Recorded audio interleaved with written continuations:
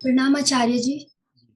मेरा प्रश्न है, उत्तरी श्री आदि शंकराचार्य रचित में बताया गया है कि स्त्री नरक का प्रधान द्वार है। नारी रूपी पिशाचिनी से बचकर जो रह गया वह समझदार है। प्राणियों के लिए संकल नारी ही है। तो मेरा प्रश्न ये है कि ये सच है? बिल्कुल सच है। दोहराइए, क्या पढ़ा आपने? प्रश्नोत्तरी श्री आदि शंकराचार्य रचित में बताया गया है कि स्त्री नरक का प्रधान द्वार है। नारी रूपी पिशाचिनी से जो बचकर रह गया वह समझदार है और प्राणियों के लिए संकल नारी ही है। ये सब बातें कितनी सच? एकदम ठीक बातें हैं। समझना पड़ेगा क्या कहा गया है। देखो, पहले तल पर जो बात है वो समझो कि सत्य नहीं बोला जाता। इस श्लोक में या किसी भी श्लोक में सत्य नहीं बोला गया है। उपचार बोला जाता है, समाधान बोला जाता है। और जो समाधान बोला जाता है वो किसी व्यक्ति विशेष की समस्या के संदर्भ में बोला जाता है। तो पहले तुम्हें पूछना होगा कि ये जो बात है ये कही किससे गई है। आचार्य शंकर किनसे बात कर रहे थे जब कह रहे नारी नरक का द्वार है, तुम्हारा संकट यही है? नारी किससे बात कर रहे थे? आचार्य शंकर की कितनी उम्र में मृत्यु हो गई थी? कितनी उम्र में आप जानते हैं? हाँ, लगभग 32 के थे। भेद है पर यही मान लो, 30 मान लो, 32 मान लो। तो उनके शिष्य किस उम्र के रहे होंगे जो उनके साथ साथ चलते थे? किस उम्र के रहे होंगे? अब बात कुछ खुल रही है। किससे बोली गई है ये बात? और ये जो 25-28 साल वाले होते हैं, इनके मन की, शरीर की क्या गति होती है उस समय, उनसे बोली गई है। कल्पना करो ना, आचार्य बैठ कर कुछ बता रहे हैं और शिष्यों का मन नारी में लगा हुआ है। और वो तो देश भर में भ्रमण करते थे, दक्षिण से उत्तर तक आए, पूर्व में भी गए। अब भ्रमण कर रहे हैं तो सब तरह की जनता से संपर्क होता होगा, सामने पड़ते होंगे। और काम बहुत लंबा है, दूर तक जाना है, जल्दी में है। और काम होना इन शिष्यों के ही माध्यम से है। और ये सब क्या कर रहे हैं? ये वही कर रहे हैं जो इनसे इनकी उम्र करवा रही है। किसी गांव से गुजरे, वहां लड़कियां दिख गई, वो वहां बैठ गए जा करके। आचार्य ढूंढ रहे हैं, गए कहाँ? नहीं, ये ऐसा क्या बस मेरे ही साथ होता है? उनके साथ भी हुआ होगा कि ढूंढ रहे हैं कि कहाँ है वो, पता वहां बैठा हुआ है। आज है संजय यहां पर?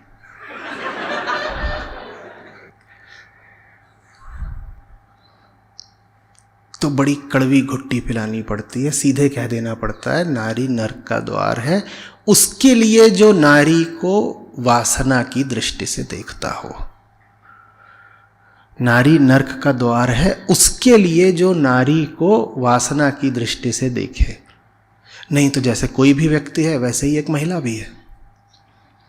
पर तुम महिला को देखो और तुम्हें व्यक्ति दिखाई ही न दे, तुम्हें चेतना उसकी दिखाई ही न दे, तुम्हें बस उसका शरीर दिखाई दे, और शरीर में भी विशेषकर तुम्हें बस उसके जननांग दिखाई दे, तो नरक और क्या होता है कि तुमने एक चेतना को बस मांस बना डाला। इसी को तो नरक कहते हैं। और नरक उस व्यक्ति में नहीं है जिसे नारी कहते हैं, नरक तुम्हारी दृष्टि में है। नरक तुम्हारी दृष्टि में है, जो तुम्हें अपने ही जैसी चेतना नहीं दिखाई देती, तुम्हें बस हड़मास दिखाई देता है। यह है नरक। द्वार तो दिख रहा है क्योंकि उन्होंने कह दिया नारी नरक का द्वार है, लेकिन उस द्वार में प्रवेश कौन कर रहा है ये भी तो पूछ लो। अगर नारी द्वार है तो नारी स्वयं तो प्रवेश कर नहीं रही होगी, वो तो द्वार बन गई। नारी तो द्वार बन के खड़ी हो गई, अब खुद तो घुसेगी नहीं नरक में, तो फिर नरक में घुस कौन रहे हैं? सब ये नर घुस रहे हैं। तो ये सब नर जो नरक में घुसने को बड़े आतुर हैं, इनको संबोधित करके कहा गया है कि पागलों, नरक का द्वार है जहां प्रवेश के लिए मरे जा रहे हो, हर तरीके से अपना नुकसान कर रहे हो। पहली बात, दुनिया की आधी आबादी महिलाओं की है। तुमने दुनिया की आधी आबादी से काट लिया अपने आप को। अब उनसे न तुम्हारी मित्रता हो सकती है, न कोई स्वस्थ संबंध हो सकता है, क्योंकि तुम्हें उनकी चेतना आप दिखाई ही नहीं देती, तुम्हें बस शरीर दिखाई देता है। शरीर से क्या संबंध बनेगा? शरीर से तो यही संबंध बनेगा नोचने खसोटने का। क्या तुम उनसे बैठ के वैचारिक तल पर कोई बात कर पाओगे? क्या तुम उनसे मित्रता का या बुद्धिमत्ता का कोई संबंध बना पाओगे? कोई संबंध नहीं बनेगा। जब भी उनकी ओर देखोगे, उनको भी जानवर बनाना चाहोगे और खुद भी जानवर बनोगे। नर्क और क्या होता है? तो ये पहले तल की बात हुई। अब इससे आगे की बात समझो, ये समझनी थोड़ी मुश्किल पड़ सकती है, ध्यान से सुनना। नारी के लिए भी नरक का द्वार है। नारी माने क्या? आचार्य जहां से बोल रहे हैं वहां पर नारी का अर्थ होता है प्रकृति। नारी का अर्थ होता है प्रकृति। आप अपने आप को महिला कहती हैं ना, आपकी चेतना पुरुष है, आपका शरीर नारी का है। नर है चेतना, नारी है शरीर। और चेतना सभी की नर होती है। महिला की चेतना भी नर है और पुरुष की चेतना भी नर है। समझ में आ रही बात? और शरीर सभी का स्त्री का ही होता है। पुरुष का शरीर भी स्त्री का ही शरीर है। शरीर को ही स्त्री कहते हैं और चेतना को पुरुष कहते हैं। इसमें अटक तो नहीं रहे? पुरुष किसी व्यक्ति को नहीं कहते कि किसी लिंग विशेष को पुरुष कह दिया गया। यह अध्यात्म की भाषा नहीं है। अध्यात्म की भाषा और जन सामान्य की भाषा में अंतर है। यहां जितने लोग बैठे हैं वो नर भी हो सकते हैं, नारी भी। मैं ये नहीं कह रहा हूं कि यहां 5 नारियां बैठी हैं, 2 नर बैठे हैं। आप कुछ भी हो सकते हैं। आप इस वक्त कुछ लोग नर हैं, कुछ नारी हैं। जो चैतन्य होकर के उपस्थित हैं वो सब नर हैं, भले ही लिंग से नारी हों। जो चैतन्य होकर यहां उपस्थित हैं वो सब पुरुष हैं, भले ही देह से, शरीर से नारी हो। और जो भी लोग यहां बैठे हुए हैं देह भाव में स्थापित, वो सब स्त्री हैं, भले वो देह से, लिंग से पुरुष हों। ये अध्यात्म की परिभाषा है। अध्यात्म आपके जो जन्मगत लिंग है उसको बहुत महत्व देता ही नहीं। आपके घर में लड़का हुआ है, अध्यात्म ऐसे नहीं देखता। ये आपका जीवन बताएगा कि लड़का हुआ है, लड़की हुई है। और पैदा तो सिर्फ लड़कियां होती हैं, लड़का बनना पड़ता है। जो लड़की पैदा हुई है वो भी लड़की है, और जो लड़का पैदा हुआ है वो भी लड़की है, क्योंकि अभी उसमें चेतना तो है ही नहीं ना। जब चेतना नहीं है तो तुम पुरुष कैसे हो गए? ये सांख्य योग से आती है परिभाषा पुरुष की और प्रकृति की। पुरुष कौन है? ये पुर है। ये पुर है। पुर माने क्या होता है? एक नगर, शहर। ये पुर है। शरीर को कहते हैं पुर। ये पुर है। और उस पुर के भीतर जो बैठा हुआ है उसको कहते हैं पुरुष। तो आप महिला भी हैं तो ये क्या है? ये पुर है, और भीतर जो चेतना बैठी है उसे कहते हैं पुरुष। लेकिन हम ले लेते हैं बिल्कुल देह केंद्रित परिभाषा। हम कहते हैं जिसका लिंग पुरुष का है वो पुरुष हो गया, जैसा शौचालयों में होता है ना। तो हमारी शौचालय वाली परिभाषा है कि जिसका लिंग पुरुष का है जी इधर आ जाइए, और जिसका लिंग स्त्री का है वो इधर आ जाइए। अध्यात्म में शौचालय वाली परिभाषा नहीं चलती, वहां थोड़ी ऊंची बात। तो जब कहा जा रहा है नारी नरक का द्वार है, इसका अर्थ क्या हुआ?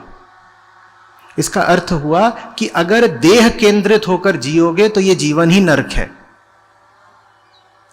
पुरुष को तो अपनी देह से बचना ही है, स्त्री को और ज्यादा बचना है अपनी देह से।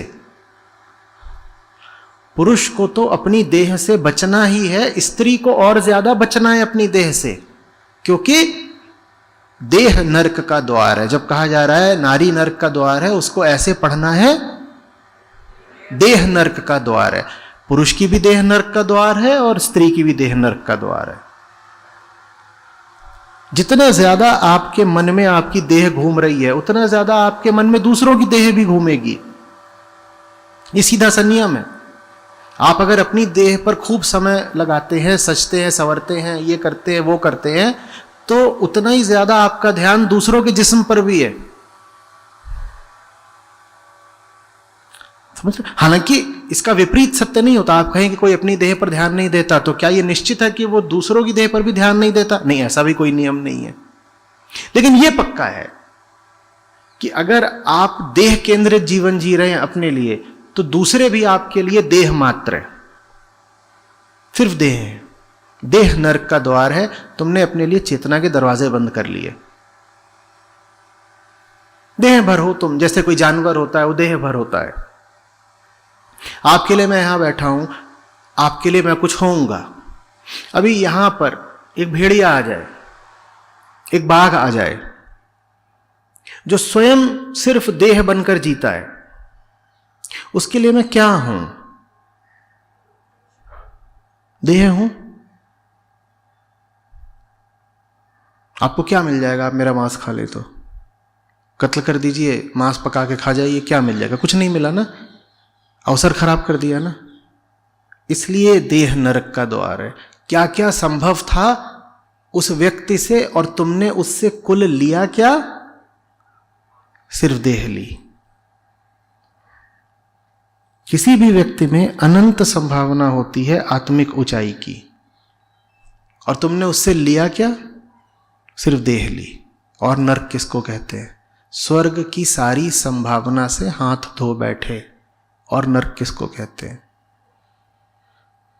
तो ये एक बड़ा मुद्दा रहा है, और बार बार कहा गया है कि जो पुरानी बातें हैं उनमें मिसोजिनी है, स्त्री विरोधी है, इत्यादि इत्यादि। धर्म को ही, संपूर्ण धर्म को ही कह दिया गया कि वो स्त्री विरोधी है। ये वही कह सकते हैं जो मनुष्यों को स्त्री और पुरुष में देखते हों।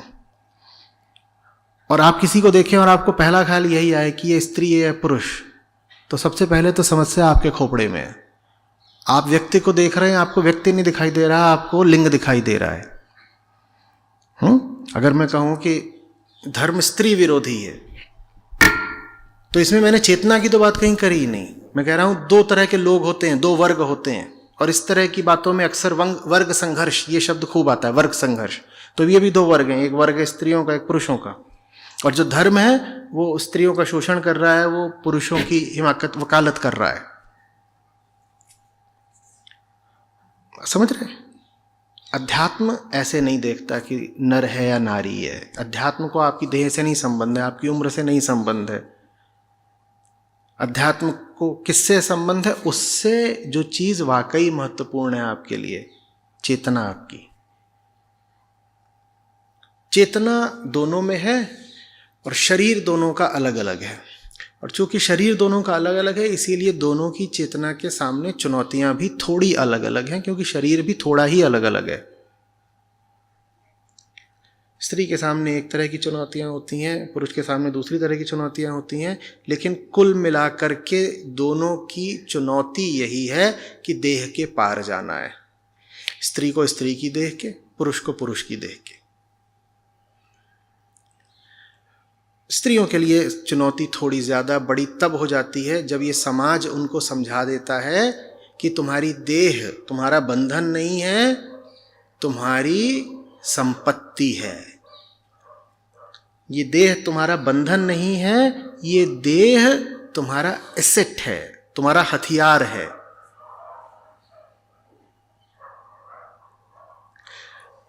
आपकी देह ना आपका हथियार है, ना आपकी संपत्ति है, ना आपकी पहचान है। जब मैंने कहा समाज ने ऐसा समझा दिया है महिलाओं को, तो समाज से मेरा आशय है पुरुष प्रधान समाज। एक कामुक पुरुष का तो स्वार्थ इसी में होगा ना, जो कि वो महिला को बोल दे कि तुम सजो सवरो, ताकि तुम हमारे सामने अधिक से अधिक कामोत्तेजक रूप में आ सको। आपको दिख नहीं रहा है, आपके मन के साथ खिलवाड़ किया गया है। ये कामुक पुरुष का, जो आपको अपनी वासना का शिकार बनाए रखना चाहता है, उसका स्वार्थ तो इसी में होगा ना कि स्त्रियों को शिक्षा ही ये दी जाए कि तुम्हारी जगह तो घर में ही है, घर में बंद रहो ताकि हम जब भी घर वापस आएं तो आसानी से तुम्हारा शिकार कर सकें, कि बल सारा हमारे पास रहे और तुमको हम घोषित कर दें कि ये तो गृह स्वामिनी है। गृह स्वामिनी कैसे हो गई? घर तुम्हारा है, वो स्वामिनी कैसे हो गई भाई? पैसा तुम्हारा है, वो स्वामिनी कैसे हो गई भाई? क्यों झूठ मूठ फरेब करते हो उसके साथ, सिर्फ इसलिए कि तुम्हें उसका शिकार करना है रोज? समझ में आ रही है बात? शरीर आपकी पूंजी नहीं है, शरीर आपकी नियति नहीं है।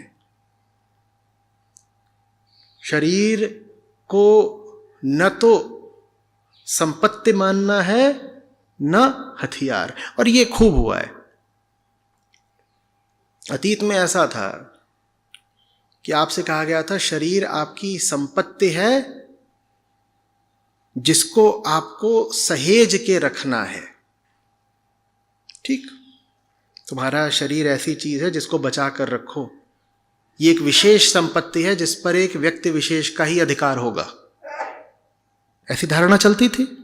और अब दूसरी धारणा है आधुनिक, कि तुम्हारा शरीर तुम्हारा हथियार है जिससे तुम्हें शिकार करना है। क्योंकि भाई जमाना फेमिनिज्म का है ना, पुरुष ने आज तक शिकार किया है, अब हम भी शिकार करेंगे, हम स्त्रियां भी शिकार करेंगी। कैसे शिकार करेंगी?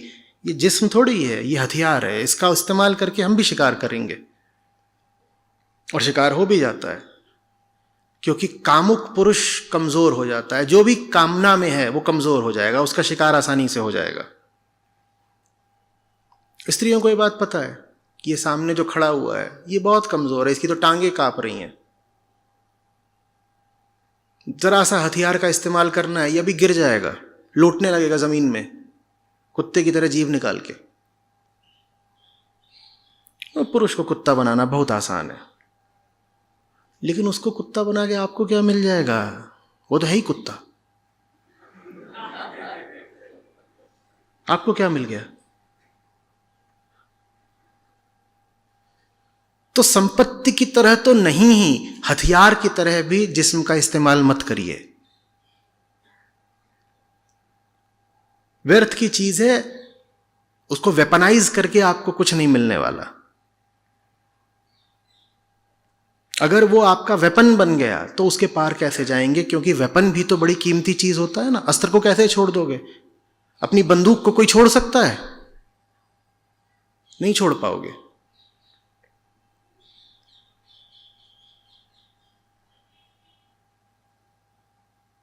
आ रही बात समझ में?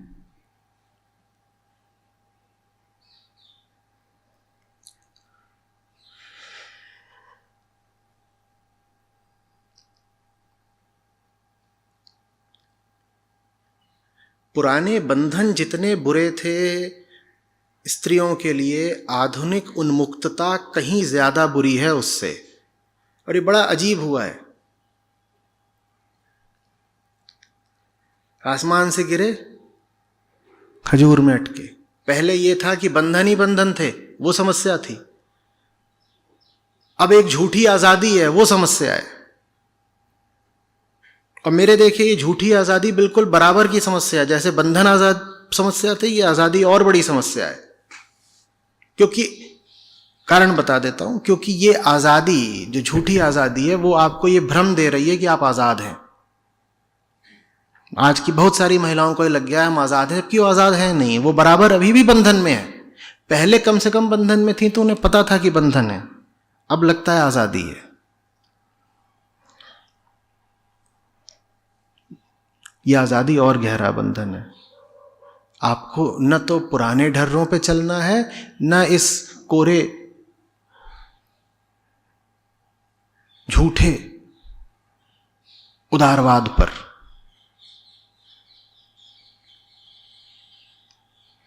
अध्यात्म बिल्कुल अलग चीज है, आत्मज्ञान बिल्कुल अलग चीज है। न वो कंजर्वेटिव है न लिबरल है, वो कुछ और ही है।